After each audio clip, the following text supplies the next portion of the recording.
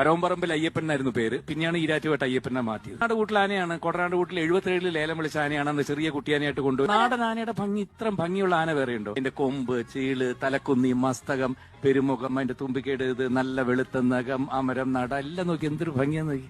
അക്ഷരനഗരിക്കെന്നും അഭിമാനത്തിന്റെ ആനന്ദവർഷം ചൊരിയാൻ കോടനാട് കാട്ടിൽ അവതാരമെടുത്ത സഖ്യപുത്രനിവൻ. അതെ, കാലം കണ്ടുമോഹിച്ച കരിവീരനായി കടന്നുവരുന്നു. ലക്ഷണക്കുറവിന്റെ പോരായ്മയിൽ നിന്നും ലക്ഷണ തികവിന്റെ പെരുമയിലേക്ക് പകർനാട്ടം നടത്തിയ സുന്ദര സിന്ദൂര കേസരി ആനയഴകിന്റെ നേരിടും മൂർത്തിഭാവം. കോടി ജനതയെ കോരിത്തരിപ്പിച്ച് കോടനാടൻ തമ്പുരാൻ. സാക്ഷാൽ രാജഹസ്തിന കൗസ്തുഭം, തിരുവിതാംകൂർ ഗജശ്രേഷ്ഠൻ, ഗജോത്തമൻ, ഐരാവത സമൻ. ഈ